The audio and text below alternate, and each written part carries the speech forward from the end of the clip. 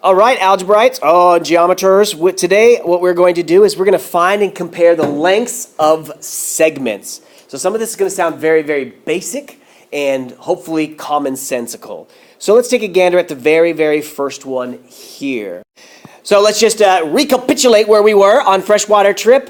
You catch this fish below. However, this all right here is rubbed out, and you place the fish right here. Well, what you do is, if this is a 16, or even if it were at 29, or whatever the deal is, wherever you place the fish, all you do is subtract it from where you start.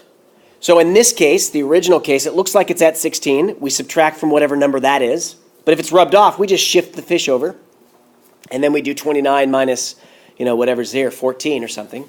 So that's how far it would be. Whatever number this is, subtract whatever number that is, and then you get the answer. So just because we don't know where 0 is, doesn't mean we can't find out how long it is. But of course, logically speaking, the problem is we don't know exactly if this is the beginning, or maybe this goes into negatives or whatever. I don't know why it would. But whatever the case is, all we have to do is just take the last one, subtract the first one, and we get the actual answer. But clearly we would throw this one away from the diagram here. All right, so you're biking along a straight road beginning at mile marker 63, and you go all the way to mile marker 48. How far did you travel, and what was the logic behind it? Please tell your name.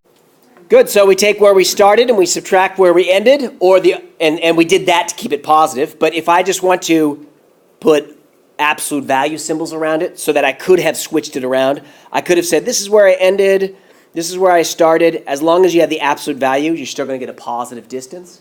So both of these give you 15 miles. So what was the explanation? I just subtracted the numbers, and that would get me the answer. And of course, this feels like second grade work, but it is something that we have to assume. We have to assume something about the nature of numbers, and that's what we're going to be chatting about today. Remember that postulates are accepted statements. They're accepted. So often it's common sense things. So here are two more postulates that we're going to look at. The first one is called the ruler postulate. Very, very simple, but it has to be spoken because, again, it's an accepted truth about numbers. If I say 1 plus 1, I get 2. There you go. I'm accepting that as true, and we'll move on. Add P with Q, maybe? No, we have to subtract their actual coordinates. All right, so let's take a gander here, the ruler postulate. Read, reread, and maybe reread again, because sometimes things get complicated. So every point on a line can be paired with a real number, This makes a one-to-one correspondence with the points on the line and the real numbers, And the real number that corresponds to a point is called the coordinate of the point. Maybe. All this is really, really saying is that rulers work. Rulers work. Rulers work. If you were to have a number line, and of course the key thing about a number line is, number one, you have to have evenly spaced, so make sure you get that down. That's called the scale. How are we counting? Are we counting by ones? Are we counting by twos? And if we are counting by ones here, then I need to make sure the distance from 1 to 2, from 2 to 3, from 3 to 4, that distance remains the same. So just to show you a non-example, you don't have to write this down. Some people will go like this just because they're in a hurry. 1, 2, 3, 4, and they're sloppy like this. Now what you're saying here is that the distance is changing. Oh, this is worth 1, but now this is worth 1, and now this bigger one is worth 1. Well, which is it? Is $1 worth $1, or is $1 worth $1.50? So we have to just be consistent. So pretty much it's saying keep things spaced, and no matter where you put a point, if you put a point there, it has a value. If it lives there, it has a value. So for example, we know where P's and Q's are. So that's what it means right here. Every point can be paired. It can have exactly 1. If I put a point down, there's a number associated with it. 10, 15, 1.3, 1.226. However detailed, it's there. All right. So the first thing we want to point out here, and please circle this and see what it means. This means the distance from P to Q. The distance from point P to point Q. And we don't need to say the points, we just say distance from P to Q. That's how we interpret this. But simply we just say PQ, just PQ. So notice there is no mark above it. I am not saying segment PQ. I am not saying line PQ. What I'm saying is the distance from this location to this location is 10 miles, is 3 inches, something like that. So these are all just a matter of subtraction like we did with the fish or the biking thing. All right, so let's walk here from P to Q. Here's P at -5, and here's Q at -2. All you have to do in this case, this is really simple, so all we're just going to do is count, right? 0, 1, 2, 3. That's it. So the distance is 3. Notice it's always going to be positive because distance cannot be negative. This will always be positive because distance cannot be negative. How about QT?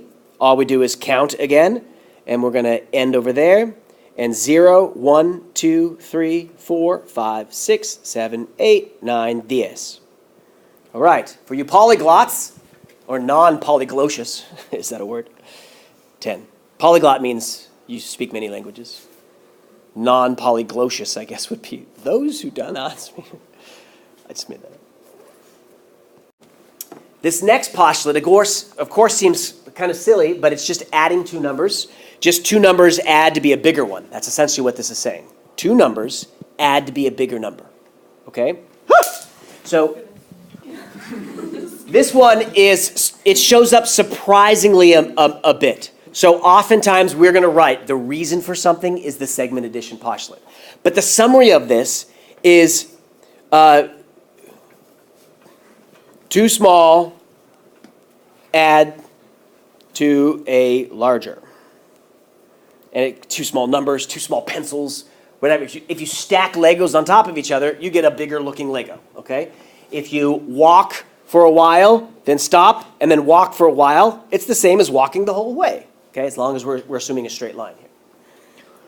Straight line being redundant. Okay, so this is how we actually state it. So we have this segment right here, which is AB. So we call that AB.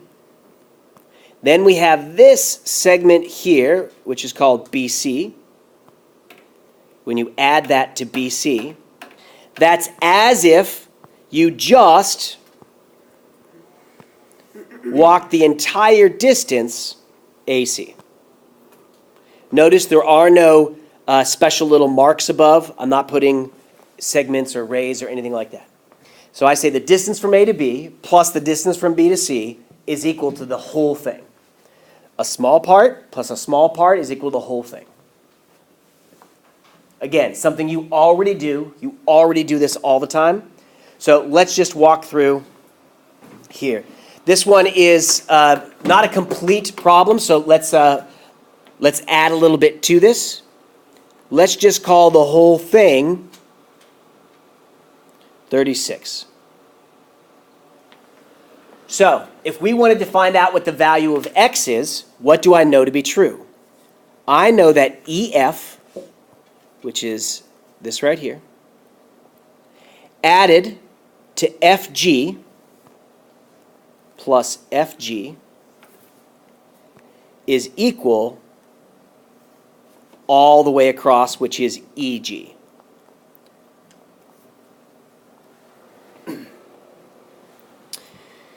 So now I just substitute in 8x minus 14 is how long EF is. 4x plus 1 is how long FG is. And the last one, EG, is 36. Again, try to find the value of x here. What we did was realize that the Christmas colors up there add up to be that longer blue one. Now I can go back to my algebra days and just combine like terms and solve. These two add up to 12x, and those two add up to negative 13. And when I subtract or add 13, I get 49. And I get a not nice number here, but that's okay. X is going to be 49 over 12. Another way to write that is 4 and 1/12. Another way to write that. However, just to give you a heads up, generally speaking in geometry, we can keep things as a whole number, or excuse me, as fractions, unless it specifically says, write it as a separate form, or maybe you're trying to put it, like talk about how far somebody traveled.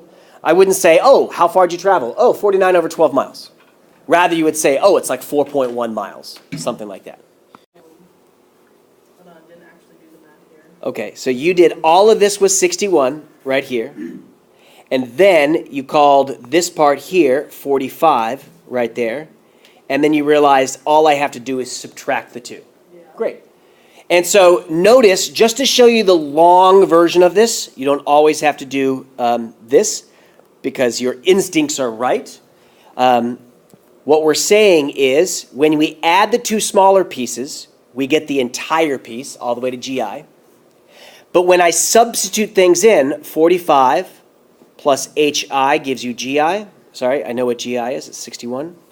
And then now when we subtract 45 from los dos lados, from both sides, then we get our 16. Is that right? Or you could just flip 61 and This next one is using the number line. So over here, it's safe to assume that this GH plus the HI is equal to GI, according to this diagram. So now, this is a completely different problem. But notice here, the GI plus the HI, oops, and I forgot to circle all of that. Those two add up to be this. So let me start by writing the equation, and then I will combine like terms momentarily. So the first one is 7y plus 3, GH, plus 3y minus 5 de Mayo, igual 9y. Isn't that such a funny name? Y for y. Y. Now we can combine like terms because we like it. And we get 10y minus 2 equals 9y plus 7. And now I can do inverses. I'm going to subtract 9y from both sides. And I'm going to add a 2 to both sides. And I got 9 for y. Good, so now that we found out what the first part is, y, we have answered this question, what is the value of y? Great, so that's A. Now to finish it off, what's the value of GH? And what's the value of HI? And lastly, what's the value of GI? You substitute in.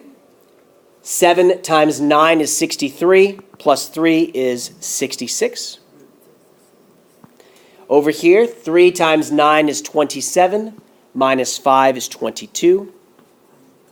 And lastly, 9y plus 7 means 9 times 9 is 81, plus 7 is 88.